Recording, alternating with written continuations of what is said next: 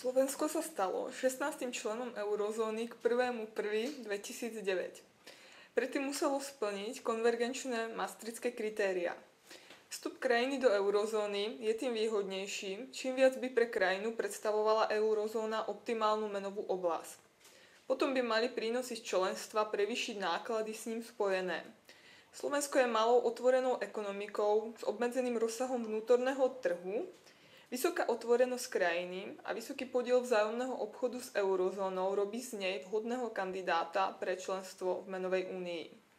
Slovensko dosahuje nižšiu diverzifikáciu produkcie a exportu s dominanciou automobilového priemyslu, dosahuje vysokú zamestnanosť v automobilovom priemysle a takisto vysoký podiel exportu automobilov na celkovom exporte.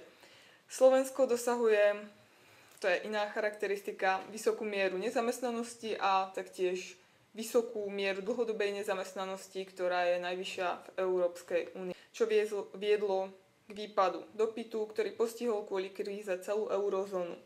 Firmy na Slovensku nemohli získať úľavu v podobe slabšieho kurzu. Vlastne v rámci tej kríze potom ale nastali pozitíva pre spotrebiteľov zo silného eura a oslabovania mien v okolitých oblastiach. Tiež žili Slováci v príhraničných oblastiach, odkiaľ zamierili za výhodnými nákupmi do cudziny, napríklad za nákupmi v Českej republike a Maďarsku. Vlastne, čo sa týka prínosov pre firmy, vlastne pozitívom je menová stabilita, nižšie transakčné náklady, nižšie kurzové riziko. Tak, euro by malo znamenať impuls pre rast ekonomickej úrovni. Vlastne malo by dôjsť k vyrovnávaniu cenových hladín v eurozóne. Cenová hladina sa bude približovať priemeru EÚ. Negatívom, čo prinieslo euro, je napríklad pokles cestovného ruchu. Napríklad, čo sa týka Tatier, pre okolité štáty sa stali zrazu drahé.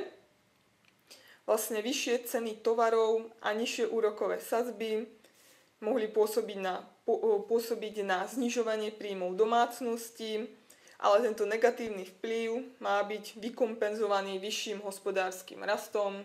Sa však uvidí do budúcna, pretože momentálne sa Slovensko spamätáva z hospodárskej kríze. Všetko ide? To nechcem. Tak to